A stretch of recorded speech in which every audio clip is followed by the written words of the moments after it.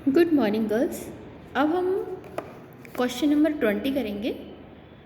इसमें देखिए, from the following summary of cash book prepare cash flow statement by direct method. मतलब direct method के through, प्रत्यक्ष विधि से हमको क्या करना है, रोकड़ प्रवाह विवरण तैयार करना है। इसमें देखिए, आपको बैलेंस बीडी दे रखा है, इशू ऑफ शेयर्स दे रखे हैं, रिसिप्ट ऑफ कंज्यूमर्स, कंज्यूमर से हमको कितना रिसिप्ट हुआ है, सेल ऑफ फिक्स असेट्स, है ना, हमारे फिक्स असेट्स से कितनी हमको इनकम हुई, फिर पेमेंट टू सप्लायर्स, है ना, हमारा पेमेंट कितना किया हमने सप्लायर्स को, and purchase of fix assets, sundry expenses यानी विविध खर्च, है ना, मजदूरी और वेतन दे रखा है, टैक्स दे रखा है, लाभांश दे रखा है, लोन का रीपेमेंट दे रखा है और हमको बैलेंस दे रखा है। ठीक है, तो अब हम देखते हैं सॉल्यूशन। अब सॉल्यूशन में देखिए आप,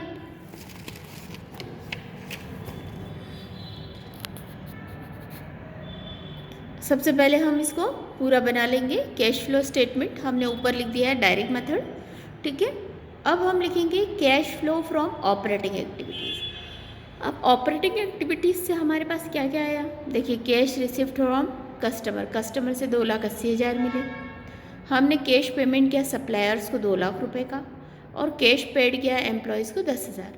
ठीक है, अब इसमें हमारे सन्ड्री एक्सपेंसेस हमने माइनस करेंगे 20,000 के, और हमारे पास में क्या आ जाएगा, cash generated from operating activities before tax, है ना। अब देखिए, हमारे पास 2,80,000 है, उसमें से हमने 2,30,000 माइनस कर दिए, तो कितने बचे हमारे पास, 50,000। अब हमने टैक्स माइनस करेंगे, टैक्स किया 25,000, तो हमारे पास क्या बचे, 25,000 रुपये। Cash generated from operating activities after tax, है ना, टैक्स के बाद हमारे पास ऑपरेटिंग एक्टिविटीज़ इतनी आई। अब हम इन्वेस्टिंग एक्टिविटीज़ निकाल लेते हैं। परचेस ऑफ फिक्स असेट्स, हमने फिक्स असेट परचेस की 20,000 की, वो माइनस करेंगे। Proceed from sale of fix assets, fix assets की सेल से हमको 10,000 मिले, मतलब हमारा कितना इन्वेस्टिंग एक्टिविटीज़ में कैश कितना यूज़ हुआ, 10,000 रुपये। अब सी नंबर पे देखिए, cash flow from financing activities. अब फाइनेंसिंग एक्टिविटीज़ में हमने इशू किए शेयर्स 30,000 के, एंड रीपेमेंट किया 30,000 का, डिविडेंड पे किया 5,000 रुपये। तो हमारी फाइनेंसिंग एक्टिविटीज़ के थ्रू हमारा कैश फ्लो कितना हुआ, 5,000। ठीक है, अब हम तीनों को कर देंगे। नेट कैश इंक्रीजेज हमारा कितना हुआ, ए बी सी तीनों को प्लस करेंगे। ठीक है, तो देखिए, ए में हमारे पास कितना बचा था, 25,000 बचा था। बी में हमने क्या करा, 10,000 रुपये हमारा माइनस का है, और सी में 5,000 माइनस का है। तो 20 में से 15 गए, तो हमारे पास कितने बचे, 10,000 रुपये हमने कैश इंक्रीज हुआ। अब बिगिनिंग बैलेंस कितना था हमारे पास में, 5,000, तो हमारा एंडिंग में कितना आ गया, 15,000। ठीक है, तो यहाँ पर हमारा ये क्वेश्चन 20 फिनिश हुआ। ठीक है, अब इसके बाद हम देखते हैं क्वेश्चन नंबर 21।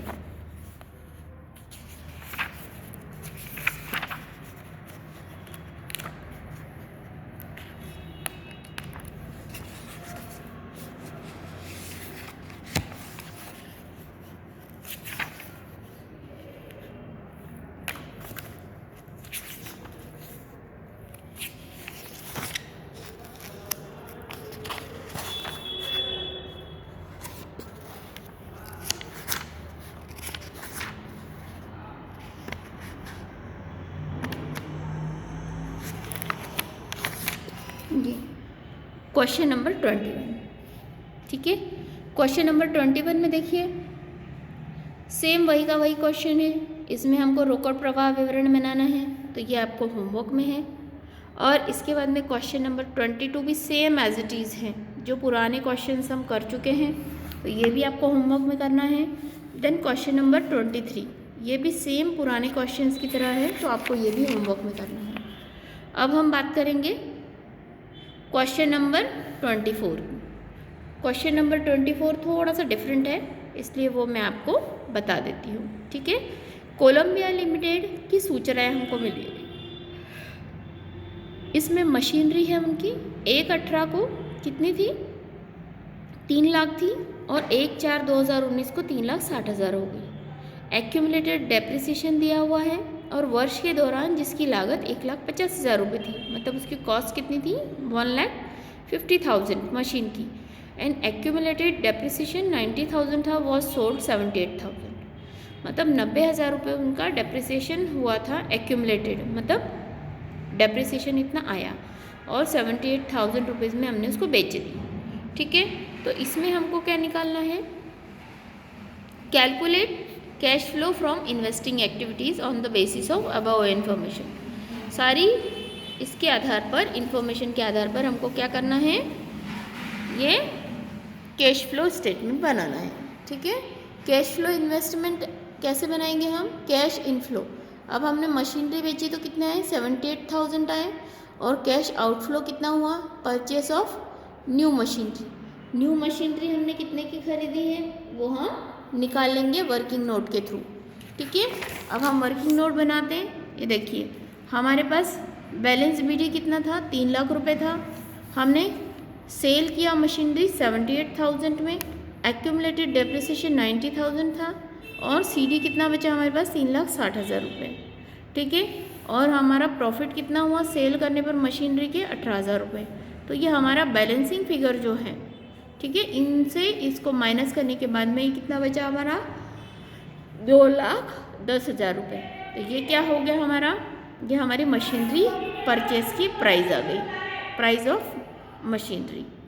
ठीक है, इसमें देखिए profit on sale of machinery 1,50,000 है, एक्यूमुलेटेड डेप्रिसिएशन 90,000 है, तो कितना बचा हमारे पास में, बुक वैल्यू 60,000 की बची।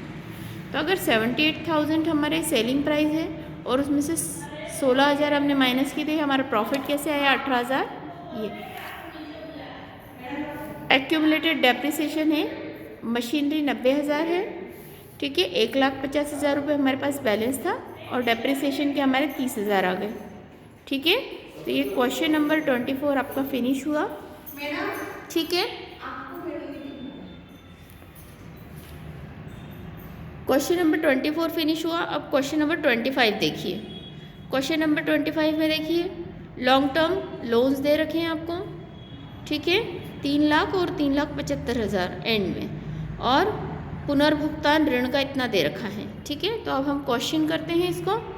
क्वेश्चन नंबर 25 है ना, कैश फ्लो देखिए, इनफ्लो दे रखा है 2,25,000 रुपये का लॉन्ग टर्म बोरोइंग में, और आउटफ्लो कितना हुआ 1,50,000। तो अब हमने पेमेंट किया। अब ये 1,50,000 हमारे पास आए हैं, तो मतलब हमारे पास कितना बचा, 75,000। अब लॉन्ग टर्म लोन कैसे निकाला हमने, सबसे पहले तो हमारा इतना पेड किया है, और बीडी हमारा ये था। लोन मतलब क्या है, हमारी क्या कहलाएगी, लाइबिलिटी। तो ये हमारा क्रेडिट बैलेंस रहेगा। तो बाय बैलेंस बीडी 3 लाख और सीडी 3,75,000, और लोन हमने इतने का पे किया, तो कैश में पेमेंट कितना बचा हमारे पास, 2,25,000। तो ये हमारा लॉन्ग टर्म का 2,25,000 रुपये इनफ्लो है।